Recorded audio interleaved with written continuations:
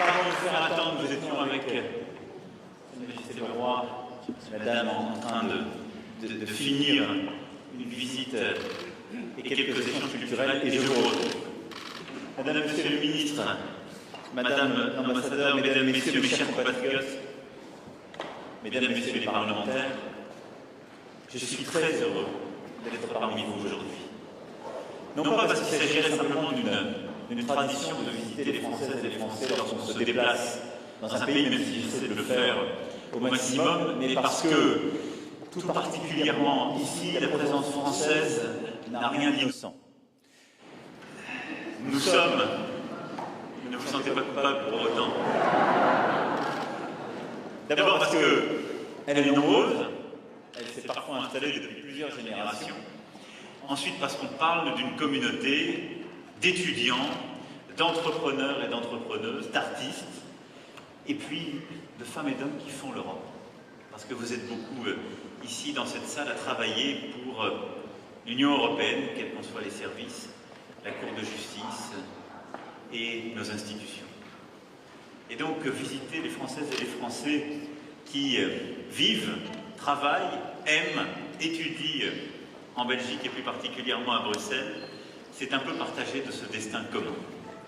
Et c'est pourquoi je suis très heureux d'être parmi vous aujourd'hui. En effet, vous êtes ici les visages de la présence française en Belgique, qui est l'une des plus grandes dans le monde.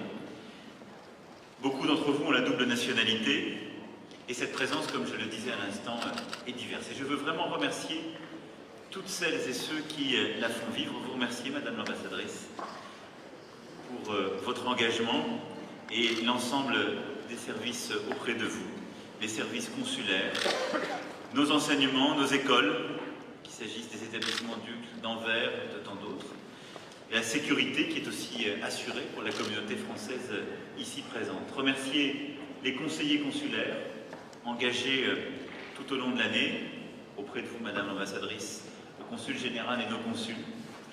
Et puis remercier vos élus et tout particulièrement votre député Pierre-Alexandre Anglade pour son engagement à vos côtés. Vous êtes des acteurs économiques, culturels, sociaux importants, des entreprises, associations, organisations qui faites vivre justement cette relation et nous en avons bien besoin. Ensuite, vous visiter, c'est aussi rendre compte de ce que nous venons de faire durant ce voyage. En effet, depuis le président Pompidou, il n'y avait pas eu de visite d'État, à proprement parler, en Belgique. Ce qui peut paraître surprenant, mais ce qui montre que, comme je le disais hier soir, nous avons trop considéré entre Européens que nous retrouver de manière régulière autour d'une table au Conseil suffisait à se connaître. Non. Et donc nous avons échenillé, durant ces 2 journées de visite d'État, cet agenda que vous faites vivre, qui est celui de la relation bilatérale et transfrontalière. La frontière entre la Belgique et la France, c'est la plus longue frontière métropolitaine pour notre pays.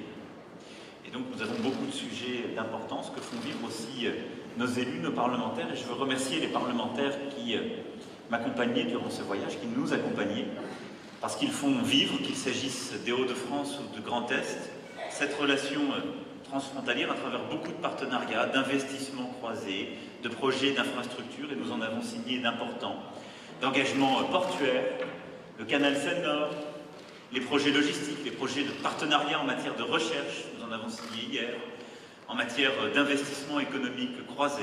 J'ai pu voir la vitalité, qu'elle soit wallonne ou flamande, à cet égard, et ce que nous pouvons faire encore davantage.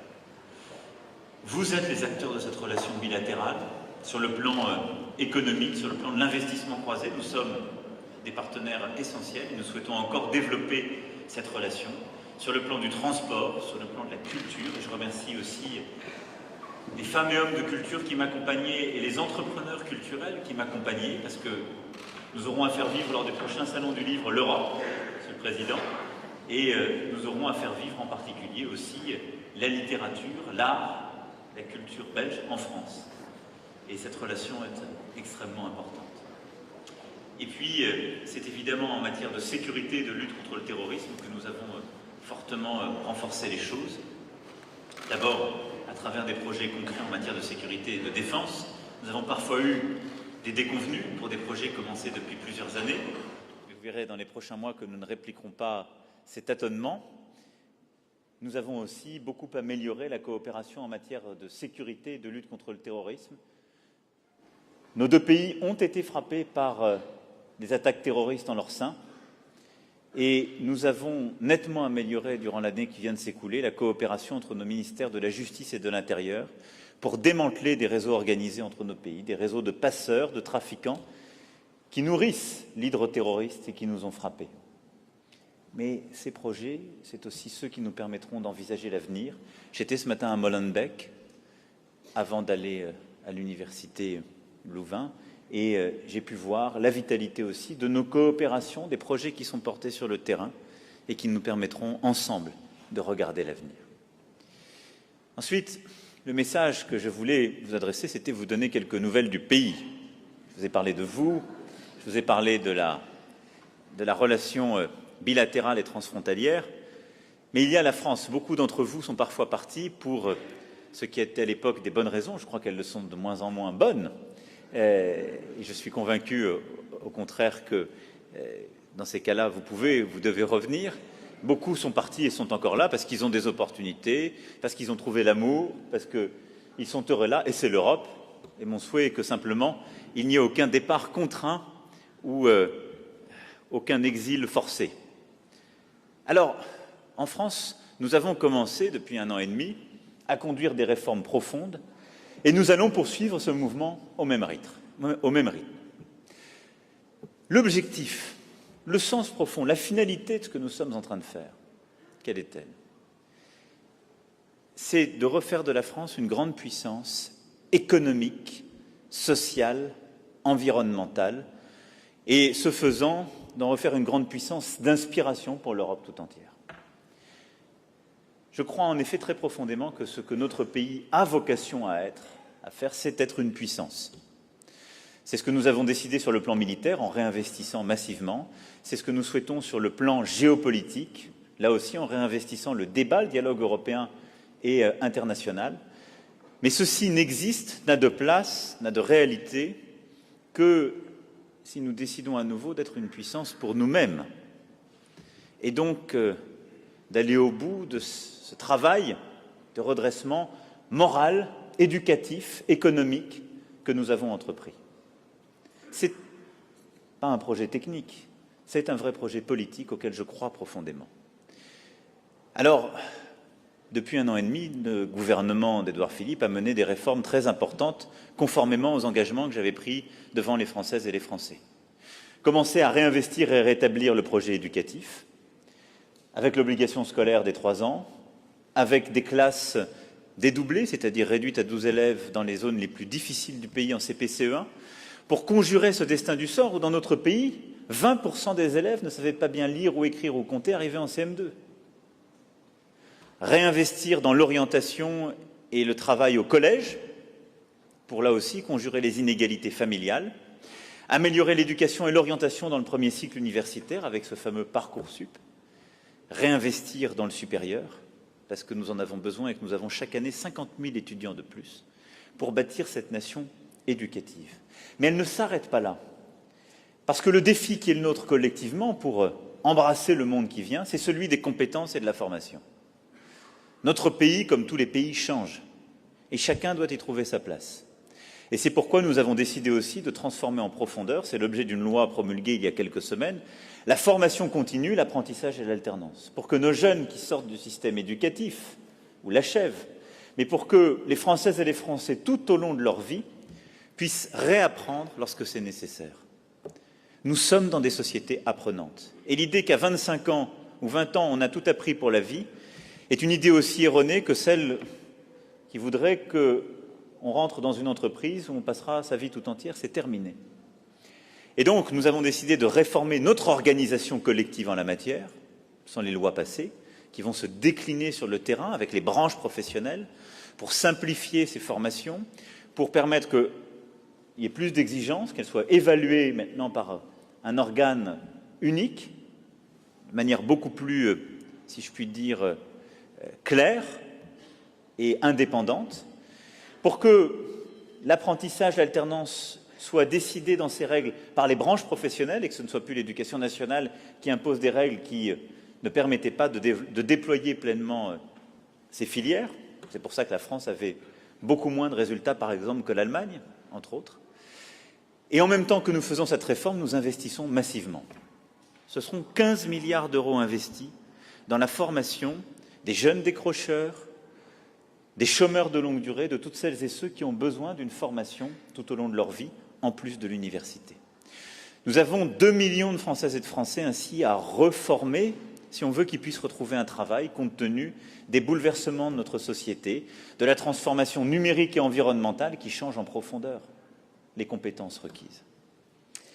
Le deuxième pilier, après l'éducation, c'est le travail. Dès l'été 2017, conformément à mes engagements, nous avons négocié très rapidement, puis porté ces fameuses ordonnances qui ont permis d'être promulguées en début d'année. L'ensemble des textes nécessaires sont pris. Ils ont été complétés par une série de dispositions qui permettent de transformer profondément la logique de l'organisation du marché du travail en France et de permettre d'avoir des équilibres qui sont définis au niveau de la branche et de l'entreprise et beaucoup moins au niveau de la loi. Fini les débats théoriques sur une durée légale du temps de travail qui ne serait définie que par la loi. Il y a un référent qui est donné, mais on peut y déroger par le dialogue de branches, d'entreprises. Et ainsi, pour de nombreuses règles qui nous permettent d'épouser bien davantage les cycles économiques, les variations, et d'être plus adaptés à l'évolution de notre société, et d'éviter que nous soyons, la France, l'un des pays qui a détruit le plus d'emplois lors de la dernière crise, parce que nous avions des lois prétendues protectrices, mais qui, à force d'être protectrices, étaient devenues rigides, et dont la rigidité avait une principale victime, les Françaises et les Français les moins bien formés ou les plus jeunes. Et cette transformation, maintenant, elle doit se décliner branche par branche, territoire par territoire, pour avoir des résultats. Elle sera complétée dans les prochaines semaines par une réforme en profondeur du système d'indemnisation du chômage, puisque nous allons changer celui-ci, tenant compte de ces évolutions et de l'investissement dans la formation continue, pour avoir un système d'indemnisation où il y a davantage de contrôle, on ne peut plus refuser de manière répétée des offres d'emploi qui correspondent aux compétences, et où en même temps on oriente mieux les demandeurs d'emploi vers des formations s'ils n'ont plus des compétences requises pour obtenir un véritable emploi dans le pays. Cette négociation en cours sera menée à bien et l'État prendra ses responsabilités en début d'année prochaine pour justement permettre d'avoir un système qui est à la fois plus juste et plus efficace pour notre pays, parce que le cœur du projet qui est le nôtre repose sur le mérite et le travail. Il n'y aura pas de redressement français, il n'y aura pas de réussite sur le pouvoir d'achat ou quelque autre débat s'il n'y a pas davantage de travail et de production. C'est une évidence. Sinon, nous avons des débats sans fin sur des quotités finées qui consistent à prendre un l'un pour répartir à l'autre. Si on n'augmente pas la taille du gâteau, il est difficile d'avoir un débat dépassionné sur sa répartition. Et c'est ce débat que nous avons depuis 30 ans, trop souvent. Et donc, cette deuxième bataille, celle du travail, elle est pour moi essentielle. Nous avons pris les grandes dispositions qui permettent l'évolution du marché du travail français.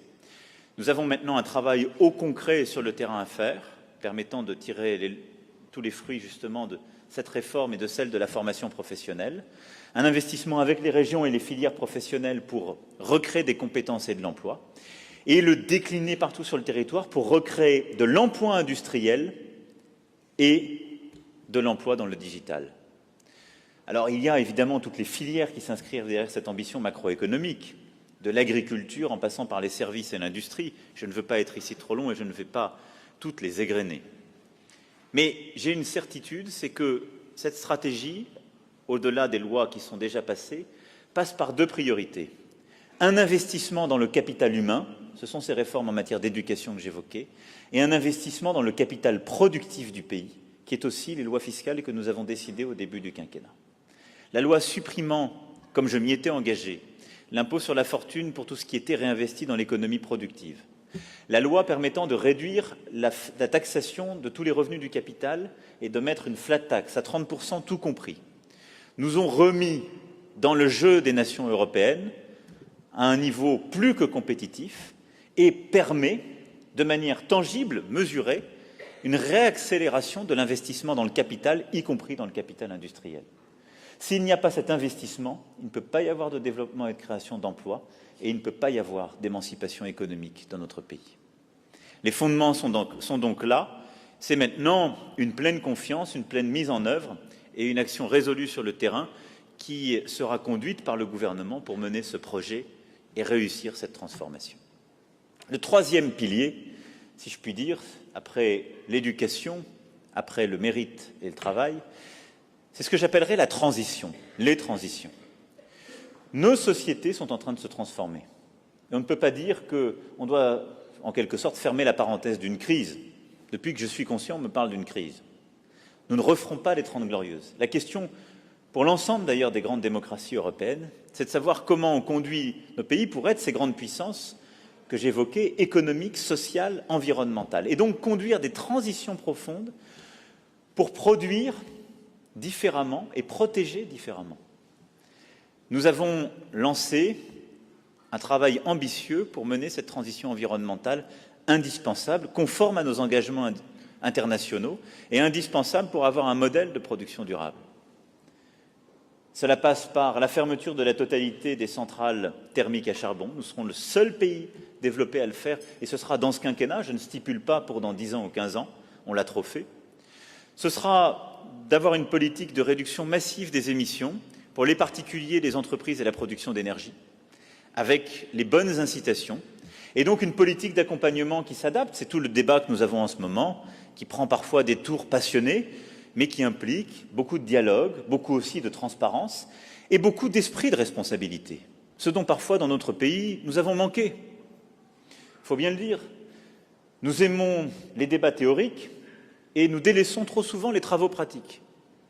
Et ceux-là même qui étaient pour les débats théoriques, on ne les voit plus quand il faut mettre les mains à la paillasse. Les transitions sont dures, parce qu'elles supposent de changer les habitudes.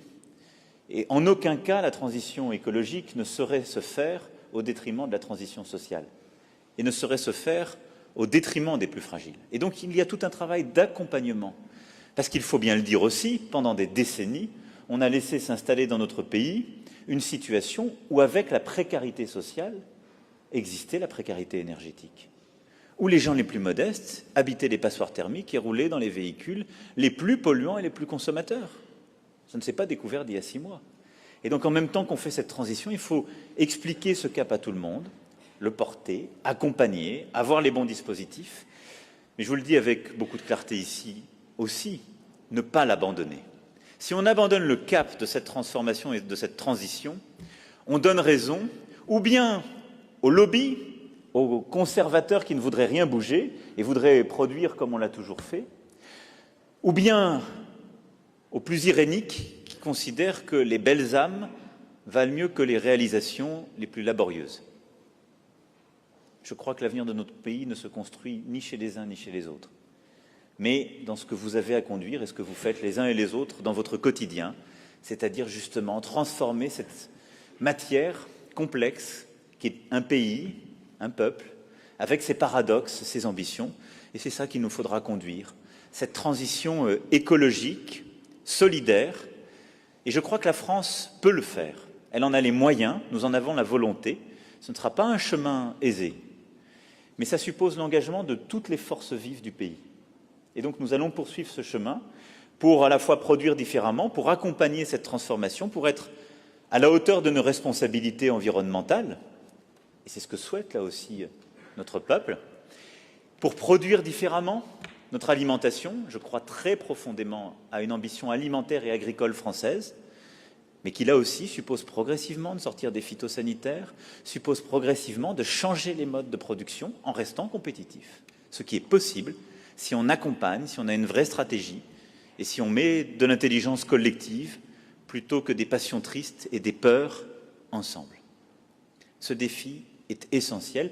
C'est le même défi que nous avons à conduire sur le plan de la transition digitale, le numérique transformant en profondeur notre manière de produire, de consommer, de nous comporter. Et là aussi, nous avons des investissements à mener. J'ai pris des engagements clairs. Tout le pays sera équipé en fibre et en connexion mobile avant la fin de ce quinquennat, ce qui est là aussi une gageure quand on voit la taille et le maillage de la France. Et derrière cela, nous allons réduire progressivement la fracture numérique qui existe avec certains territoires.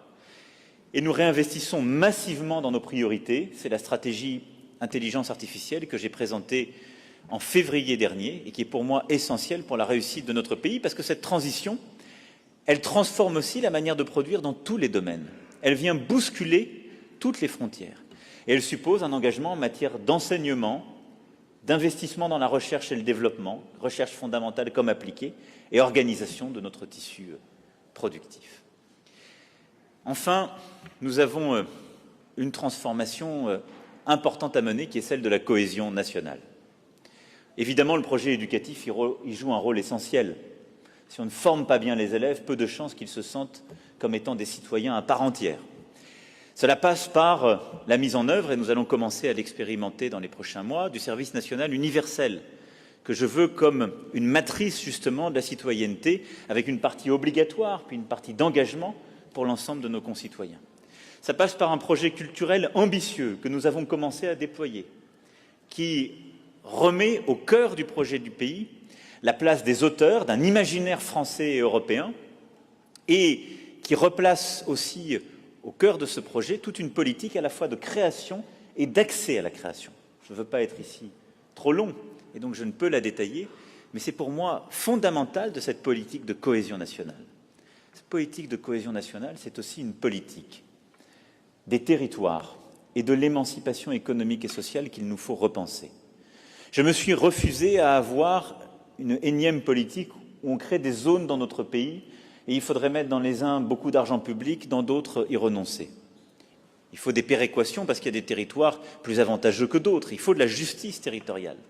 Mais je crois très profondément dans une politique d'émancipation des individus et dans une politique qui redonne, quelle que soit la famille et le quartier où l'on est né, la possibilité de réussir. Et qu'il s'agisse d'école, de culture, d'entrepreneuriat, c'est pour moi le cœur de cette politique que nous devons conduire. Nous avons commencé là aussi à en jeter les bases et nous le poursuivrons.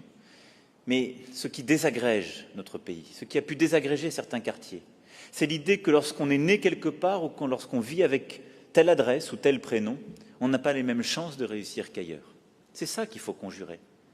Et non pas s'assurer qu'on vit un peu mieux à cette adresse ou avec ce nom de famille. Enfin, ça suppose la transformation d'une ambition d'intégration sous toutes ses formes, que nous allons poursuivre avec des choix importants sur l'organisation des religions dans notre pays, que j'annoncerai en début d'année prochaine, après un très long travail. Je sais qu'il y a des gens qui auraient voulu que j'aille beaucoup plus vite sur ce sujet. Il est périlleux. Et donc j'ai d'abord voulu beaucoup écouter, entendre, mais nous devons là aussi changer nos habitudes. Pour s'assurer qu'on peut croire ou ne pas croire, on peut croire à la religion que l'on souhaite et on peut y croire avec force, mais qu'il faut s'assurer beaucoup mieux qu'on ne le fait aujourd'hui que les lois de la République sont de manière absolue et inconditionnelle partout respectées. Et enfin, ce projet de cohésion passe par un projet de sécurité dans notre pays. Et c'est pourquoi j'aurai l'occasion dans les prochaines semaines de lancer des opérations très fortes, mais nous avons d'ores et déjà décidé de réinvestir dans les fonctions régaliennes de l'État, indispensables pour vivre dans une société plus sûre, ce qui suppose de changer notre politique pénale et de justice, je l'ai annoncé au mois de mars dernier, de manière détaillée, ce qui suppose aussi de redonner des moyens sur le terrain, de simplifier les choses et de permettre de mieux protéger nos concitoyens partout sur le territoire. Je brosse là, à grands traits, un projet d'ensemble, mais au fond, autour de ce projet d'éducation, de travail et de mérite, de transition au pluriel et de cohésion nationale, je crois que je vous ai dit là un peu du cœur du projet que je veux porter pour notre pays et qui permettra d'en faire une vraie puissance éducative, économique, sociale, environnementale pour le siècle qui advient. Mais tout cela n'est possible et n'a de sens que si, grâce à cet effort, par la crédibilité retrouvée par notre pays dans le concert des nations européennes, nous avons une politique européenne ambitieuse.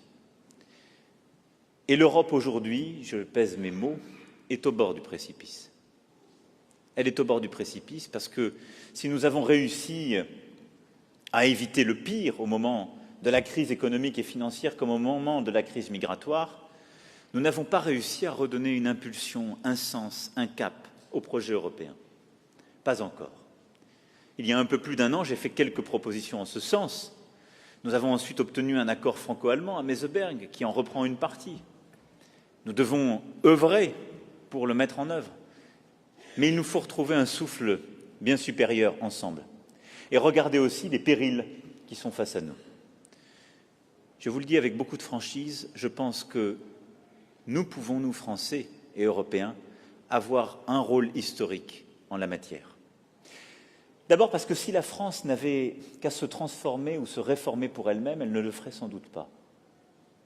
Je l'ai souvent dit, ça a été largement commenté, déformé, beaucoup ont voulu mal le comprendre. Je suis fier d'être français, je suis le premier à ne pas vouloir changer les choses quand il est permis de ne pas les changer.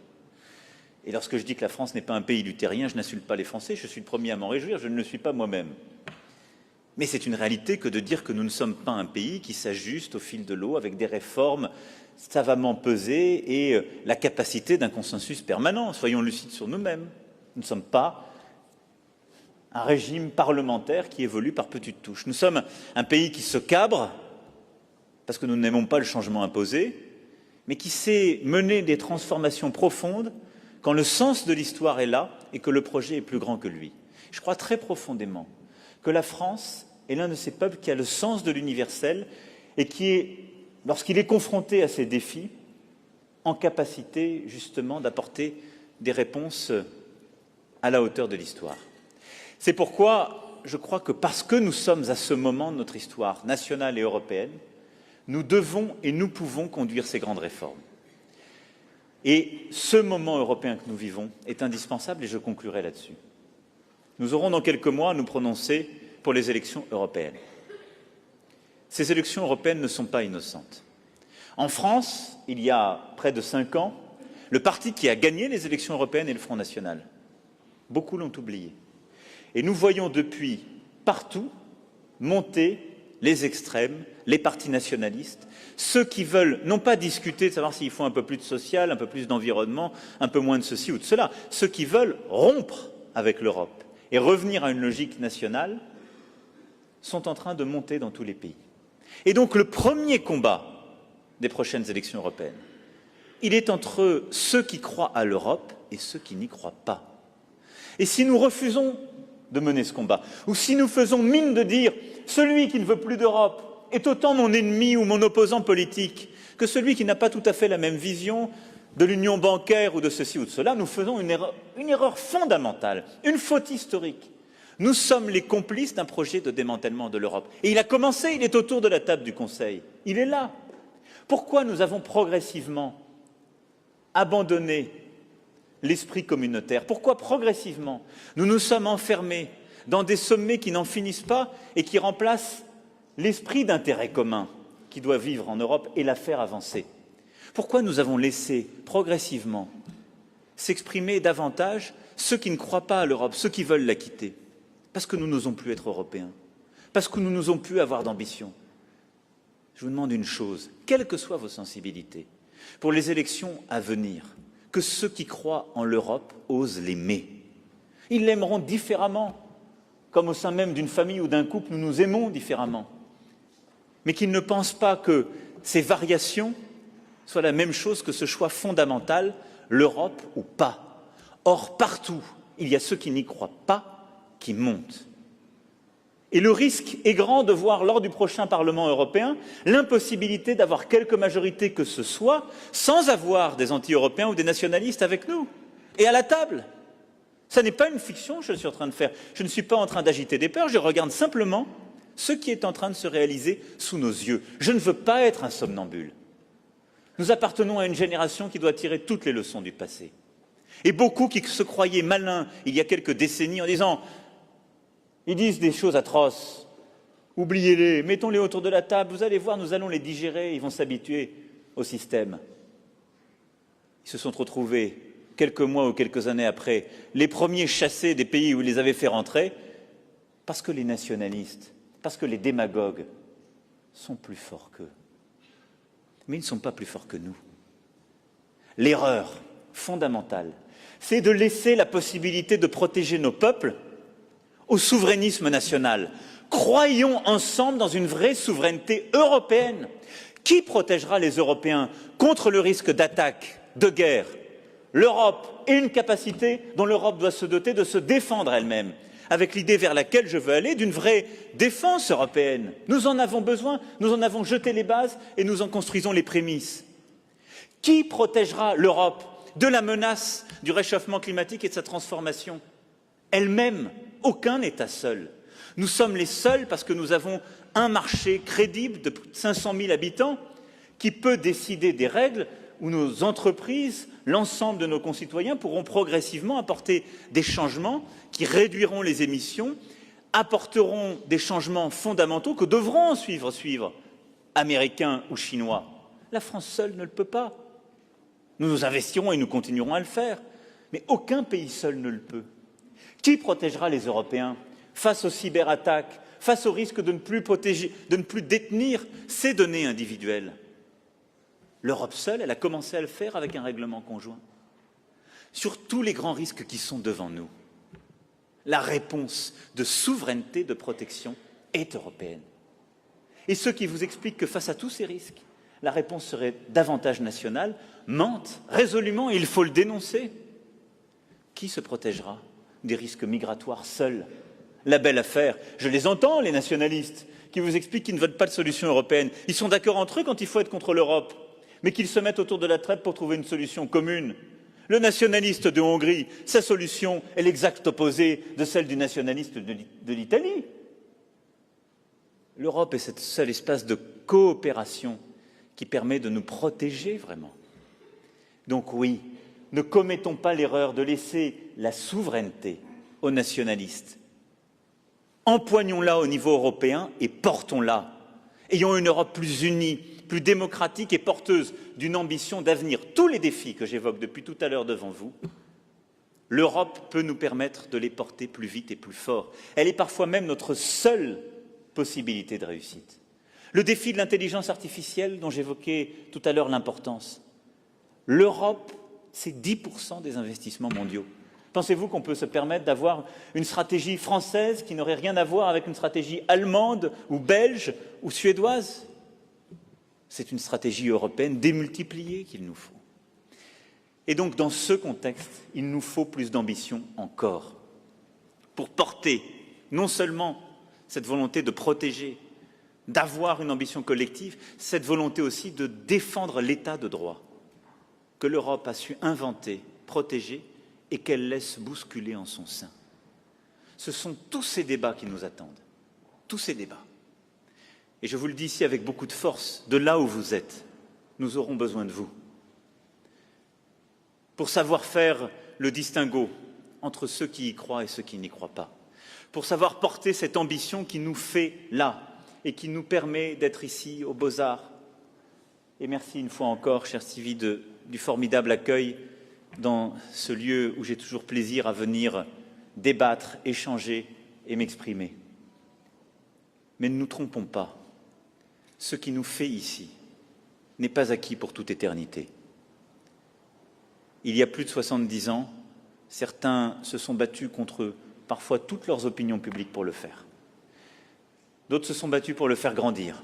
Et nous nous sommes peut-être un peu endormis, en considérant qu'on pouvait le gérer. L'Europe, ça ne se gère pas. Ça se réinvente chaque jour. C'est comme la République, comme le disait Renan. C'est un plébiscite de tous les jours. Les assis et les habitués prièrent de s'abstenir. Mais les assis et les habitués prièrent de ne pas empêcher les autres de rêver, de vouloir, de s'enthousiasmer, de combattre et de mener le combat jusqu'au bout parce que nous en avons besoin. Et donc je compte sur vous pour ce combat à venir. Voilà, mes chers compatriotes, mes chers amis, ce que je voulais vous dire cet après-midi.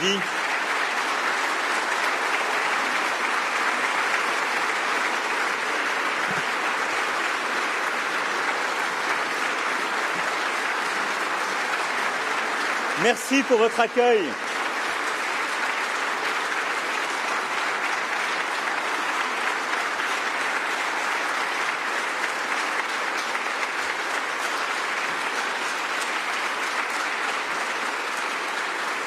Merci pour votre accueil.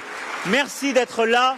Merci d'être au quotidien, chacune et chacun, dans vos études, vos entreprises, dans les institutions européennes, aussi des ambassadeurs de la France et de l'amitié entre la France et la Belgique. Merci d'être ces ambassadeurs de l'Europe.